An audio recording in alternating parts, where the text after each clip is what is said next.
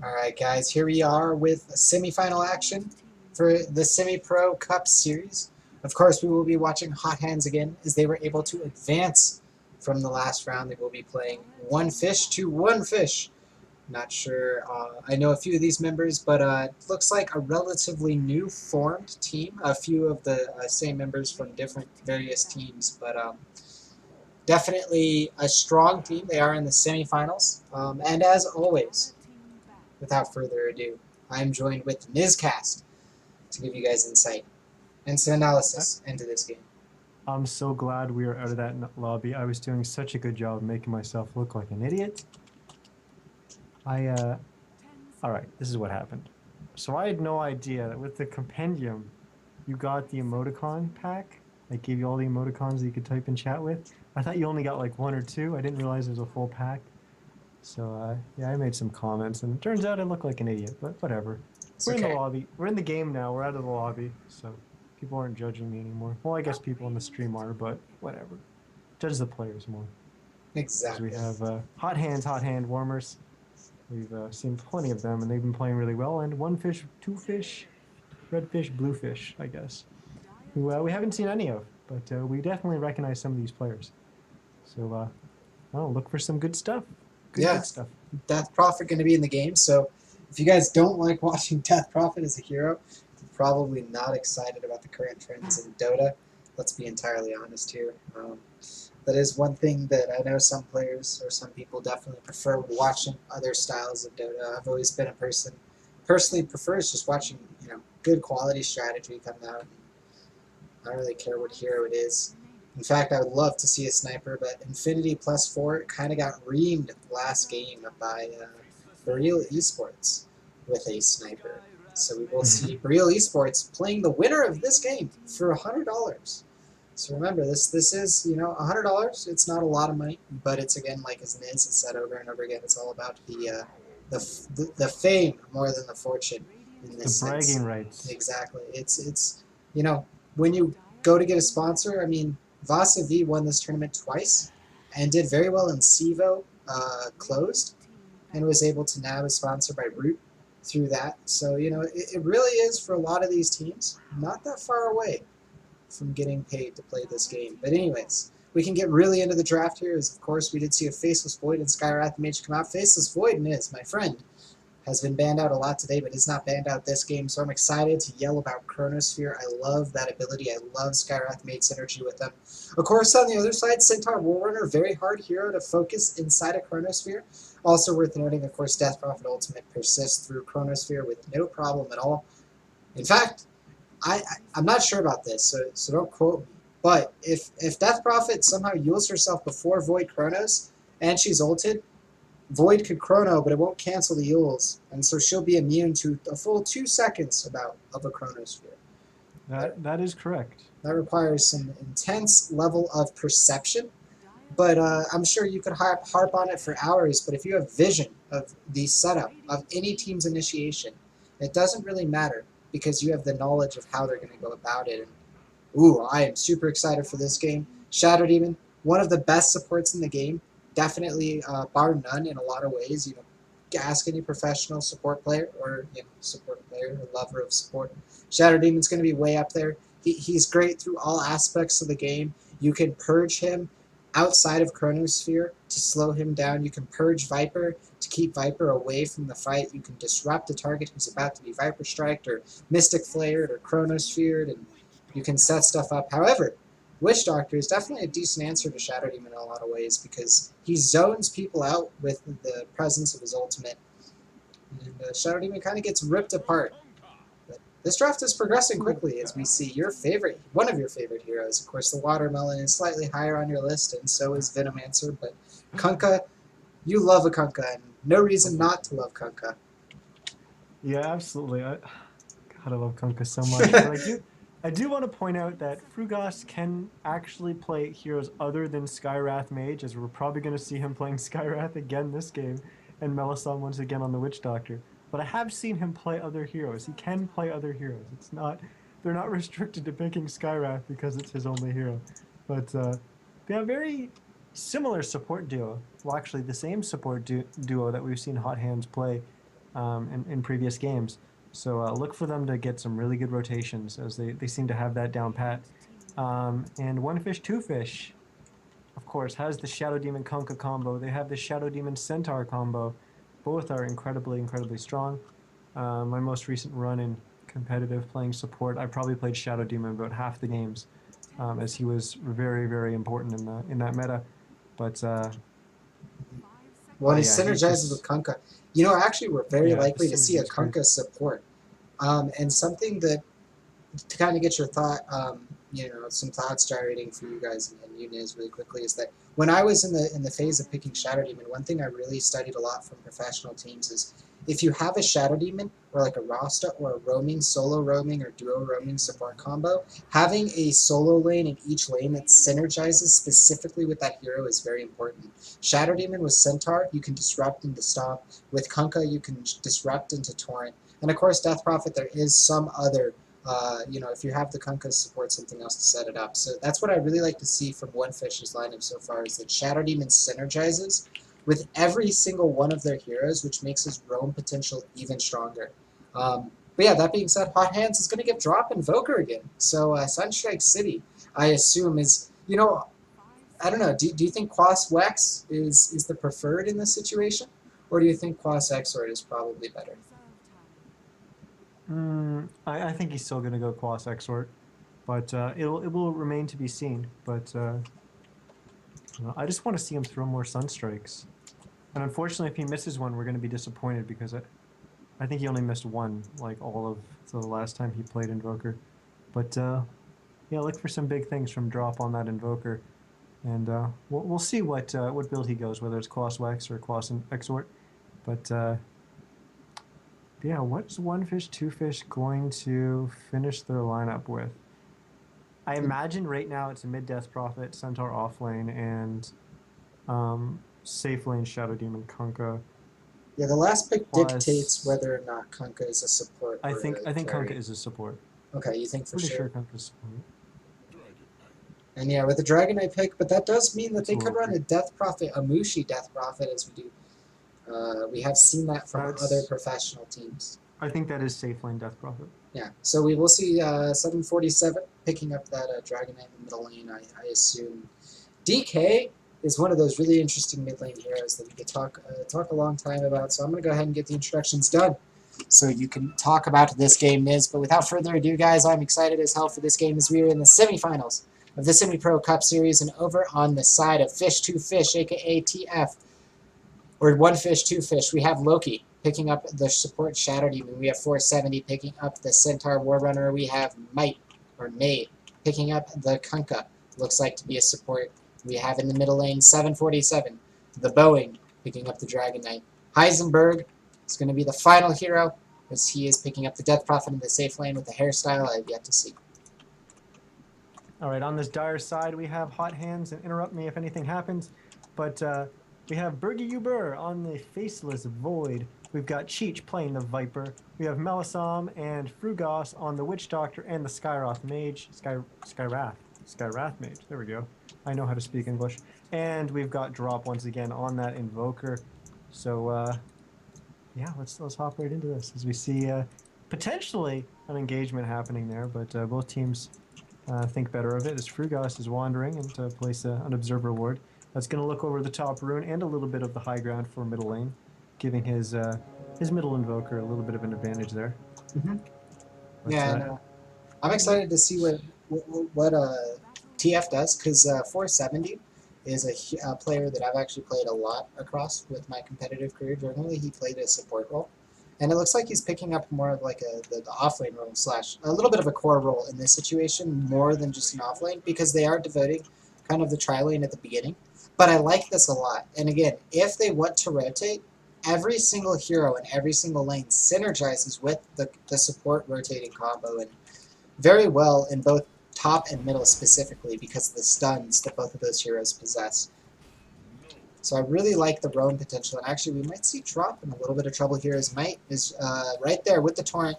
Of course, Shadow Demon going to be smoked up. That Observer Ward not giving anything away here as Drop. Might get disrupted here, and with that disruption, that should be a guaranteed kill. Dragon Knight Well, doesn't have level 2 yet, so he doesn't they have don't access have to stun. stun. Mate Yeah. is actually. Oh, well, here we go. They are going going to go for it. So if it's going to happen, it's going to happen now. They do get the disruption into the Torrent, dealing quite a bit of damage. Burr is going to DC, which is going to cause a pause right now as Drop is about to die. I'm pretty sure Drop dies because the Torrent movement speed is over.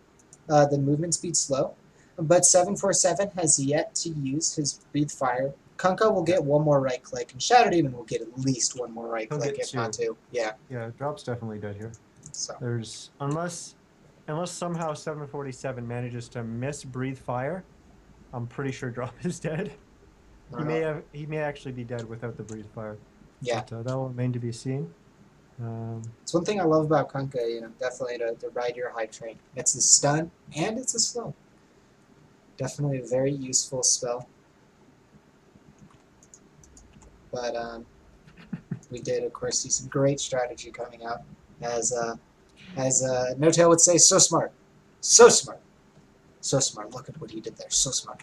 But not so smart as Invoker, as he's going to fall here. Drop, unfortunately, will be the first blood. 747, of course, saving that Dragon Tail to ensure the kill for himself, meaning a bottle is... Actually, could have been bottle and boots, but he will just go ahead and send out the bottle right now. I believe he had the bottle before on the way, and then the boots were now purchasable after that first blood. But yeah, the supports of Hot Hands do get a pull through during this. Definitely the supports of Two Fish doing more right now, but remains to be seen whether or not that's game impacting. This game has just started. We do see now the Tri-V-Tri coalescing here, as it will be a full Tri-V-Tri for most of this game, I assume. Melisop going to move up, does get disrupted, and this is where the combination comes in. They do have the Torrent, and it does nick the edge of Melisop, and he'll get stomped up, and the double edge guarantees 470 that kill. The question is, will 470 die? And he does. Cheech might be able to get another slow off. If he does get a poison attack onto Might, that will be the kill, but too much space created. Will be able to run away. And Cheech should be able to buy up his boots now, which will be really important. In fact, the slow is going to go out to Might, but now Dust is here, does go for that stomp, but cancels, as he knows he would miss. Loki is looking up to go for that disruption, does get it on to the Skywrath Mage. The body block is there, but it looks like they're going to get the kill anyway at the stomp as well. Not even needing the W jet, will get the right clicks. The Sunstrike is there from Drop as we normally see it, but not enough to get that kill. Cheech now a little bit caught out, will go for the support kill, or the Kunkka on the support kill. I think that's a smart decision. However, he loses his life to the double edge from Centaur Warrunner, who is now sitting at level 4 after all of these exchanges, and that's going to be a big issue for Hot Hands, as early levels on Centaur are terrifying considering how double edge scales.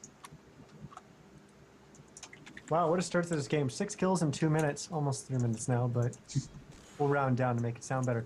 But yeah, lots of action, especially coming out of this Tri-V-Tri. But yeah, this tri-lane is actually really, really strong for both teams. One Fish, Two Fish actually has quite a strong tri-lane. They've got a really strong roaming tri-lane, but of course so does Hot Hands, as we've seen them roam around with that combo quite a bit. They're actually choosing to stick around in the top lane more so, because that's actually what typically tends to happen when you have a tri-lane versus tri-lane. It kind of locks the supports into staying there. But there are a couple situations that allow you to rotate around. As right now, it's kind of interesting, as they have smoked out. They actually wanted to go through the river. They would have ran right into Frugos and Melisam, but they are running up through the lane at the same time. But Frugos and Melisam have smoked, and they are going down. It looks like top is going to engage first, as Loki is breaking the smoke. The disruption is there. It looks like any second we'll see Hot Hand support move as Cheech gets double edge now. The stop going to finish it up, but no, Frugos and Melisam not moving at all. Looks like now is their key to go. Yeah, the DD is there. Does get the Cold Snap plus the Arcane Bolt. Sunstrike is there. Will miss, or actually barely scratches him, as the Cold Snap holds him in position. That will be a 1-for-1 trade. However, I think the kill on, actually, you know what? Viper and DK are relatively stable heroes in their own right. I don't think that... Oh! Never mind. Faceless Void will fall as Heisenberg gets the Cryptsworn to clean up that kill, and that will definitely make it to the side of Two Fish. But yeah, like I said, I was going to say, Viper and DK are relatively stable heroes. They both are always going to get what they need generally. So kind of not a huge trade in a lot of senses. Definitely very even, but Melisop is going to give vision to this rotation, as the disruption was not quite there by Loki. He wants to get it off. It looks like Melisandre's going to turn. The Arcane Bolt is there. They do throw out the concussive shot, but they never... Actually, no, the Torrent did come out. Melisandre dropping pretty low, but Loki will be the first to fall here, and the only to fall. Maybe he'll actually get the deny into the creeps, but the... Oh, yes! I wasn't even going to try to say anything. But yeah, the Shockwave, I think, had already been used, and the cask bounced into the creeps. So that's why they didn't immediately turn and start beating him. So Frugos does get that kill. He threw his Arcane Bolt and then timed his auto attack so that the two of them hit roughly around the same time to make sure that he did that burst damage to get the kill and not the creeps. It was well played by him, making sure that the deny was not going to happen. But yeah, this game, lots of rotations from the supports. And it's turning out not to be a tri-lane versus tri-lane, as we see. Uber on the Void has actually rotated up to the top lane, as they did complete the lane swap. Moving Viper to the bottom against the Death Prophet. Yeah, Berguver almost level 6 too, which is definitely worth noting. They have two huge supports to throw. Into Loki. Yeah, and he is going to... Oh, actually, they do get the concussive shot as well as the Viper Strike onto Heisenberg, meaning he's going to be slowed up quite a bit, and without the disruption available, it's a guaranteed death. However, I think he would have died no matter what. And now in the top lane, looks like Mate and 470 want to do something about this, but honestly, Berguver really close to Chronosphere. This might be a turnaround potential once that Chronosphere is off. Of course, drop. Oh, he's actually short on mana right now for Sunstrike. Is going to regen up to that in just a second. So when Faceless Void hits 6, they could just Sunstrike Chronosphere and pop 470 or Might, I think.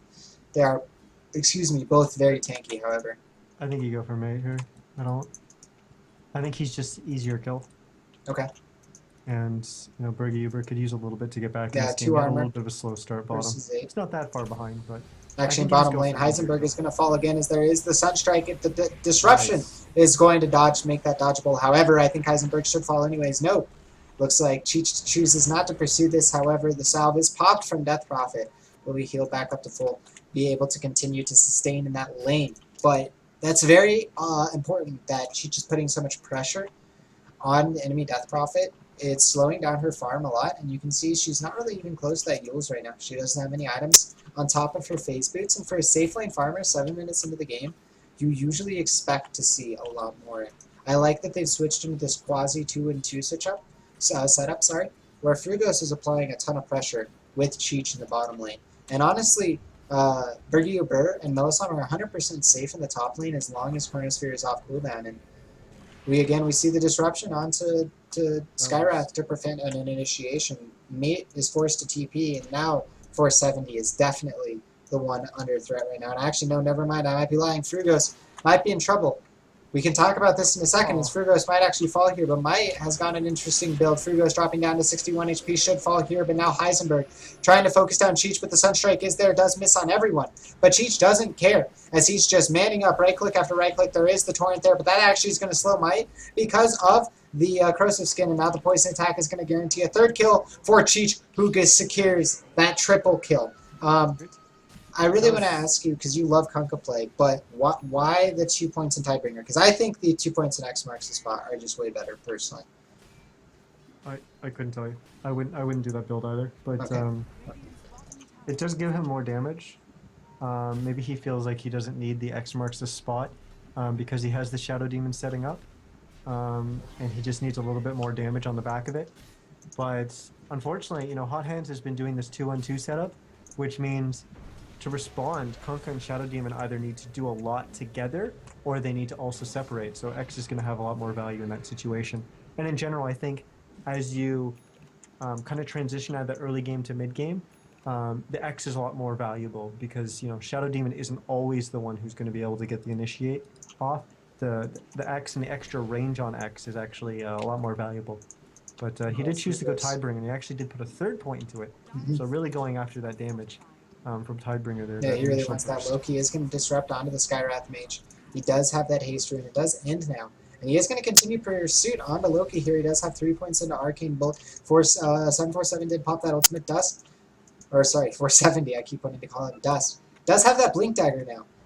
9 minutes and 20 seconds into this game. Probably picked it up at about 9 minutes. But Uber in the middle lane. They're going to go ahead and pop Centaur roll to get Heisenberg out of the bottom lane. It looks like he is going to live at 80 HP. Now Cheech going to get turned on as 470 does have that newly acquired Blink Dagger. Will Blink stun? Does hit, now has the right click, followed up by the double edge. But honestly speaking, it looks like 470 is the one who's in trouble here as Torrent's off the mark. And now Dust is taking, or 470 taking a ton of damage. Sunshark dropping him down to 200 HP, 20 HP. 4 will fall. 4 heroes in the bottom lane for Hot Hands as they're going to go ahead and group up off the back of that gank and look to take a T1 tower. Oh, actually, in middle lane too, maybe there might be a kill as Drop does get the Cold Snap and the double Forward Spirit. However, he is low on mana.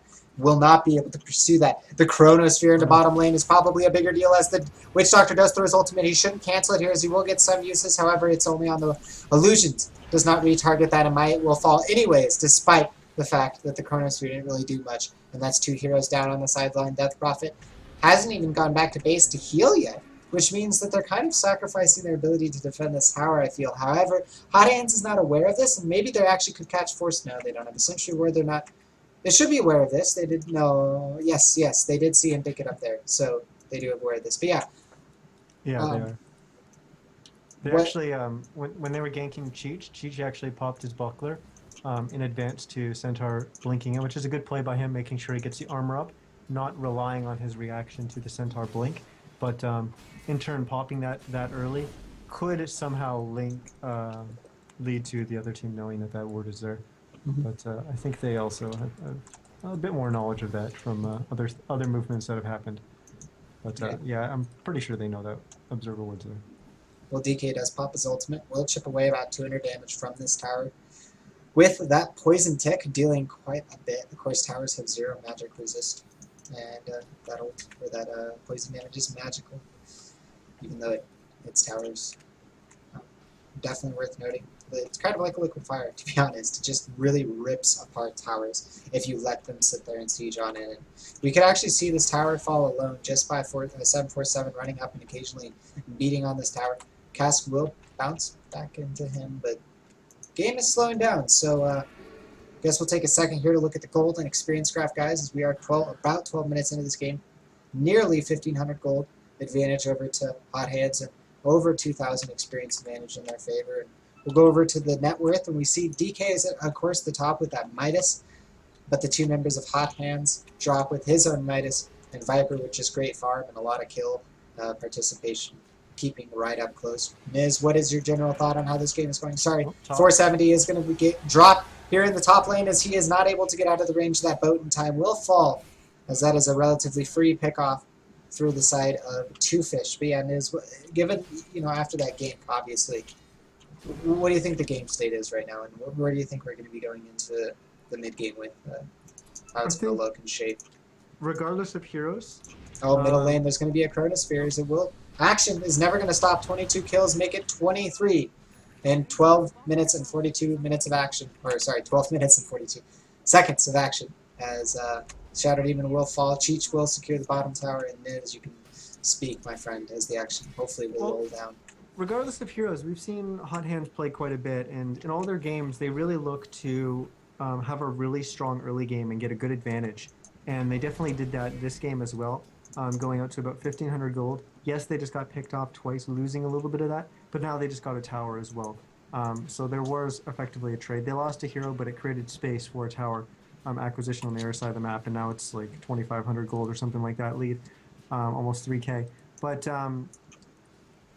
yeah, so they're in a place that they normally like to be in the game, and I think that's really important to note. Unfortunately, I don't have too much knowledge about how 1 Fish, 2 Fish likes to play and whether or not they feel... Well, they're going to go on to drop here, and this is actually going to be Dust who's in trouble here. The boat is going to fly out. It does hit on drop and 3 other heroes, but 470 is still in a lot of trouble here. They do get the Viper Strike as well as the right clicks, and with that Cold Snap, Stampede does nothing. Middle tower does fall during this, of course. 747 just chunking away at that tower, but this will be a trade with 2 heroes unanswered in the last 2 minutes of gameplay, as well as 1 tower for 2.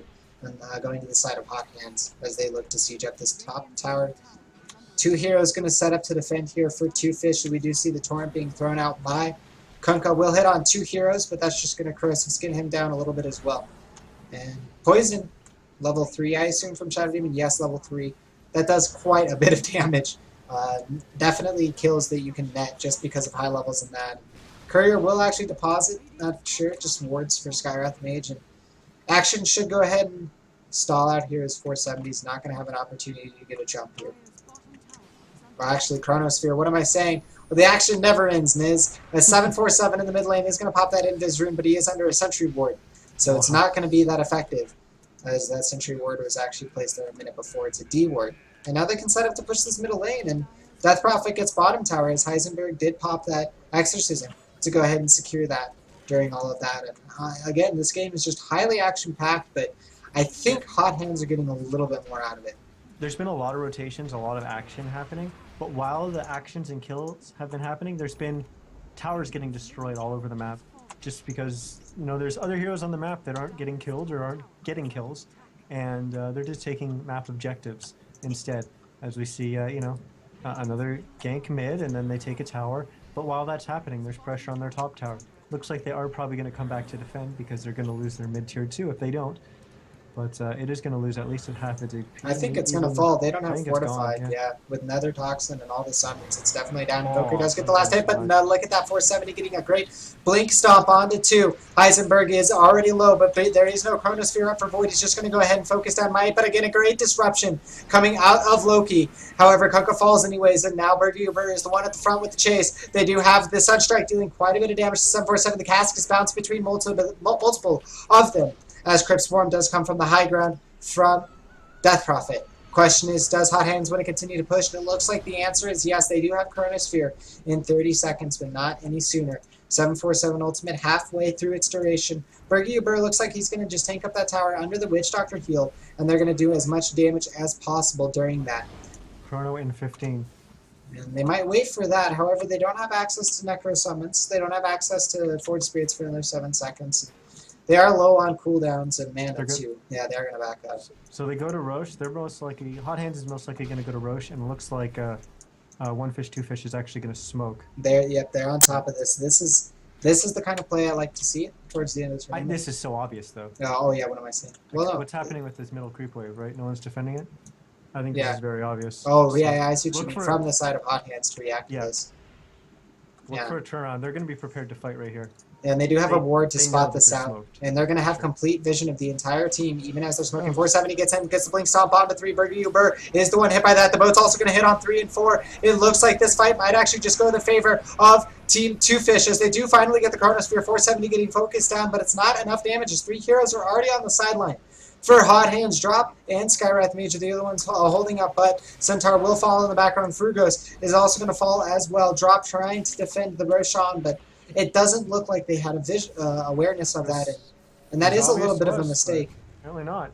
Turns out to be a really good play from One Fish, Two Fish. There's 4 kills, and I don't think they're gonna Roche on the back of this, but they do prevent the Roche. And you could definitely say that we have perfect knowledge because we're casters and such like that. But I do feel like in that situation, the player should. Yeah, that was really obvious. And Hot Hands, that mistake is gonna cost them. Because what could have been a free turnaround into a Roche attempt, into a 1-team fight, into potentially a game, now makes the game relatively even. If we go to the Golden Experience graph, that fight alone has changed the face of this game in a big way. As we start to see the first major swing in favor. But they're just going to go ahead and take Roshan anyways. They probably can. But it's not as big of an impact as it was before. Or could have been before. Well, I think they always had the advantage, and Roche was always going to kind of be theirs when they wanted to take it. But that play from One Fish, Two Fish just delayed the Roche, and allowed them to pick up 4 kills at the price of 1, just to delay it. So that was a really good play from them. There's no way they're going to engage here. They have Stampede up right now, so this may be their timing that they're going to go. Roche is already going to fall though. Invoker will get the Aegis here.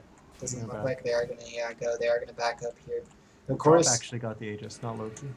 I said Loki, but Loki's. No, I said Invoker. I thought. Sorry. Oh. But maybe I misspoke. Anyways, the ward is here, of course, for the Dire, so they were completely aware of 470's position as well as Loki and most of the rest of the Radiant team.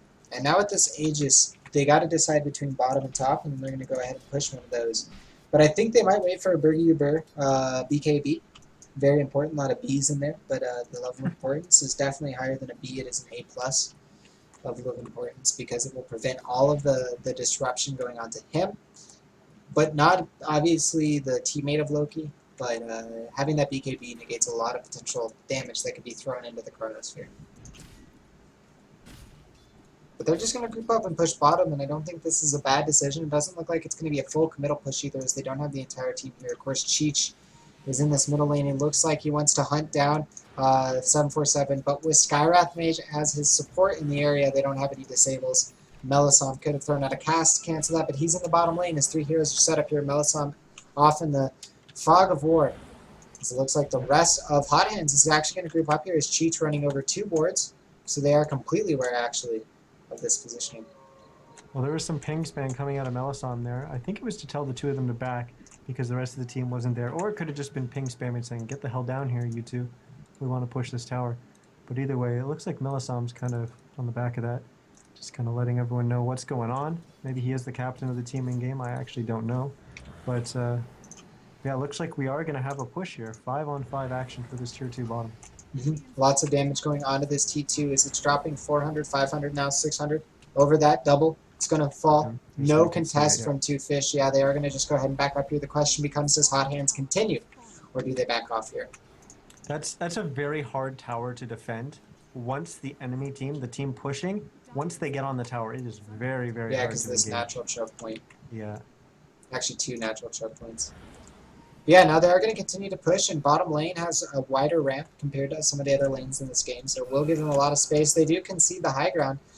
Two Fist, that is, and it looks like they're just going to concede this tier 3 tower. They're waiting for 470 to go in, and with that fortify, they might decide to go in. There's the Centaur ult, the blink stop, hits on Drop and Cheech, but Drop has the Aegis, Cheech has the mech, there's the stun coming out from Witch Doctor. Actually, the boat hits on 3 heroes, canceling the Witch Doctor ultimate, and that's going to change this fight as a great boat on the back of that. 2 Fish pushing this fight out. 2 heroes down on the sides of Hot Hand. Melisandre going to get thrown up into the air by that torrent. Now they're going to blink forward. 470 gets the stomp on a drop. He still has that Aegis. But with all of his team falling around him, there is no chance that Aegis is going to have an impact. There's a chance that he escapes here, but he does get thrown back. Does get the QQ dub off, a.k.a. that Ghost Walk. Will actually dodge that Breathe Fire as 747 is off the market. They will keep the Aegis. Frugos will fall in the end, but Drop does get out. However, that boat was huge. Actually, Drop attempting the kill, but doesn't quite get it. But yeah, that boat was absolutely massive. Yeah, they definitely turned that team fight around. They actually got, Hot Hands got a little grouped up there, but they got the high ground, and they were in really good positioning, as I believe it was Heisenberg was up top, and just a little late to respond with his TP, coming down to defend bottom, but it worked out perfectly well, because, you know, that boat came in, hit 3, did a lot of damage, and allowed them to pick up, I believe it was 4 kills there, but luckily Hot Hands was able to get Drop out of there without losing Aegis, so they do still have that advantage on their side. But 1 Fish, 2 Fish definitely getting a good advantage from that team fight and keeping their tier 3 tower alive. Yep, definitely well put. As we do move into the later portions of the mid game, it is 25 minutes in, both teams looking to kind of dominate this portion of the game, as we do see Hot Hands is starting to lose their grasp in the game right now, and if they lose another major team fight, it looks like Hot Hands will be out of the finals. Their team is not really built to deal with a large deficit. It's really built to stay ahead and or get ahead and stay ahead. Yep, they do absolutely have the BKB coming up for Burger You Burr soon, but and that's a good tool for them to work with.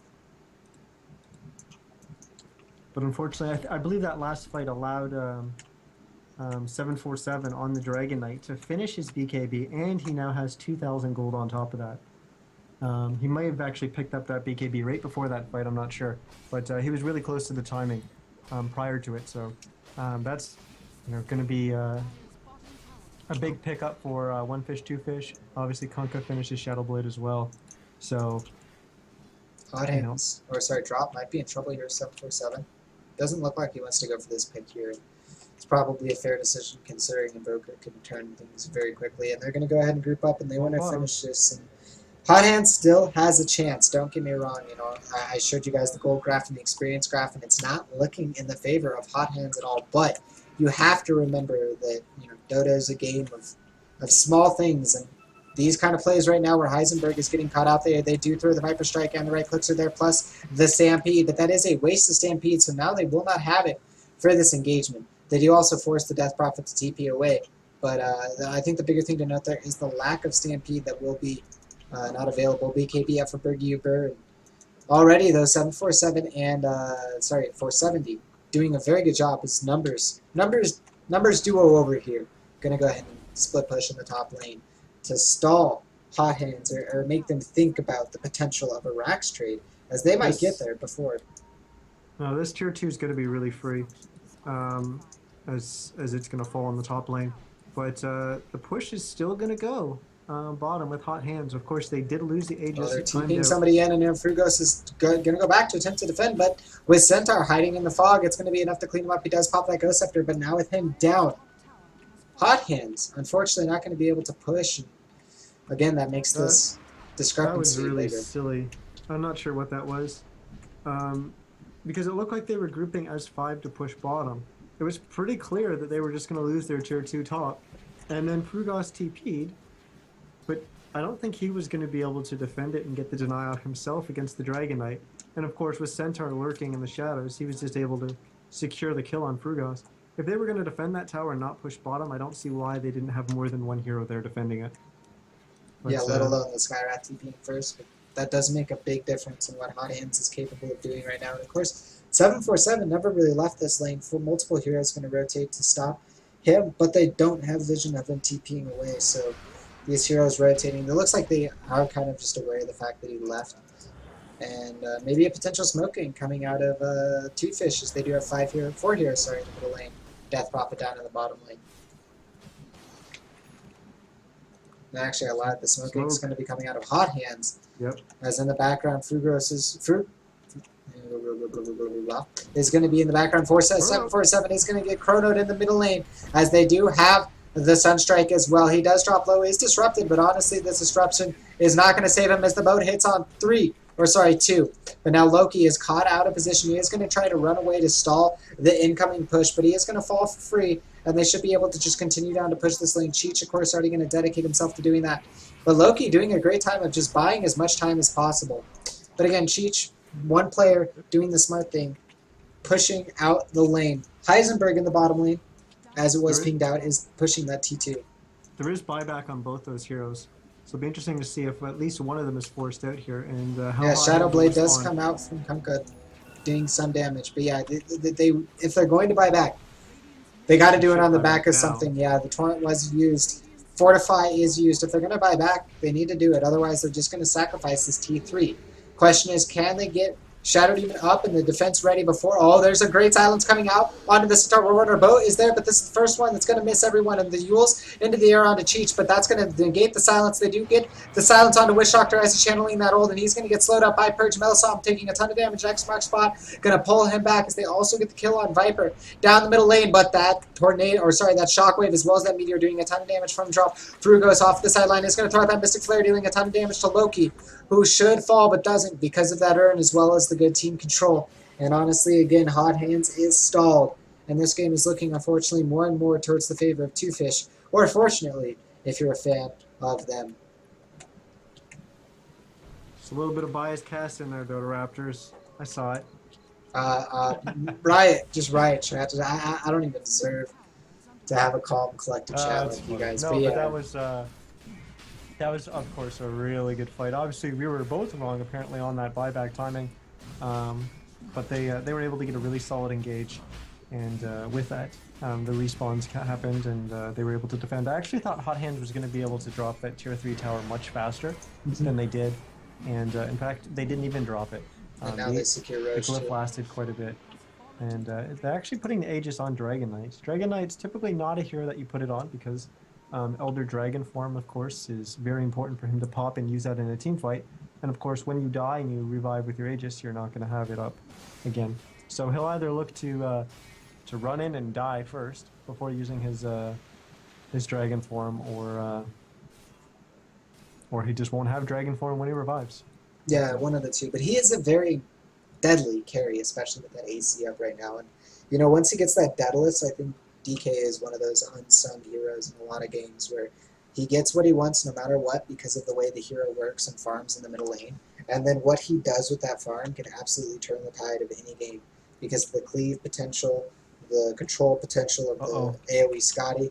And yeah, it looks like we're going to have the final engagement of this game potentially as Hot Hands is throwing it all into the middle lane, and I don't think that's an entirely poor decision, considering how far they are behind in the net worth chart. DP and Dragon Knight, definitely a decent margin ahead. As the smoke does expire now, they might try to push out a lane. They haven't really decided yet. They're just kind of posturing on the enemy side of the map. That is helping them control the tempo a little bit, but it's only a matter of time before Two Fish tries to push out. And then we'll see a flash. They need to get a pickoff or a very favorable engage, and that's what they're looking for. That's why they're not really committing to anything yet. They had smoked up, and they were baiting Cheech on the Viper in the middle lane.